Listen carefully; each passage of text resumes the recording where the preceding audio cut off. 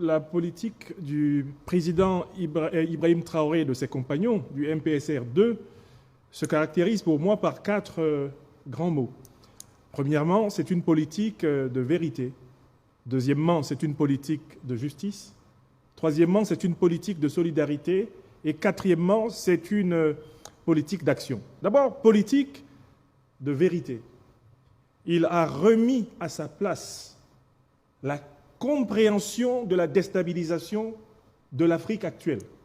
Alors qu'on nous ressassait le concept de djihadisme pour nous dire que nous étions victimes d'une guerre de recolonisation religieuse, instrumentalisant ainsi l'islam, le président Ibrahim Traoré et ses compagnons de l'AES, au Mali comme au Niger, a replacé très clairement le projet de recolonisation impérialiste et économique de l'Afrique, mené par l'OTAN, les organisations terroristes Al-Qaïda et État islamique créées par les forces de l'OTAN et ses alliés au Moyen-Orient. Il les a présentées en plein jour. On commence une vraie politique en nommant l'ennemi, en n'appelant pas les chats animal poilu qui miaule et qui serait griffu. Dans cette politique de vérité, il a ouvert la discussion avec toutes les couches de sa propre population. Il est allé vers les Burkinabés, prenant le risque d'entendre aussi des vérités qui éventuellement lui étaient désagréables. Et il a ouvert, pour ainsi dire, le centre du pouvoir au cœur du peuple. Ensuite, je dis politique de justice. Il s'est mis à rééquilibrer le rapport de force économique entre le peuple et les multinationales étrangères à propos de la possession des richesses naturelles de Burkina Faso. La politique de nationalisation qu'il a engagée permet au Burkina Faso d'avoir pour la première fois depuis plusieurs décennies ses propres réserves d'or et de participer à un projet monumental, la préparation de la future monnaie sahélienne qui a été annoncée par la Banque d'investissement du Sahel créée par les 3 États de la Confédération. Politique de solidarité.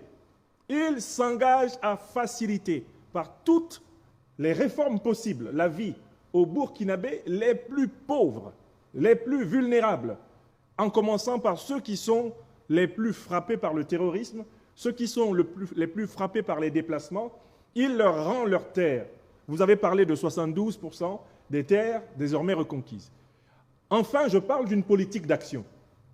Contrairement à ses prédécesseurs, le président Ibrahim Traoré et ses compagnons se caractérisent par le fait de faire et de faire faire ce qu'ils disent, et ensuite de corriger à partir de l'expérience de terrain.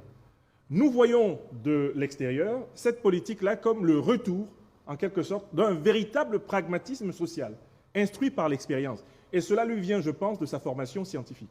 Donc, pour l'observateur politique qui, de la diaspora africaine, regarde le Burkina Faso, ce que nous voyons, et ce pourquoi nous avons appelé Ibrahim Traoré Sankara II, c'est la remise en chantier de la révolution de 1983-1987 dans le cadre d'une Afrique elle-même renouant avec le panafricanisme révolutionnaire, c'est-à-dire la restitution de la souveraineté de l'Afrique aux Africains.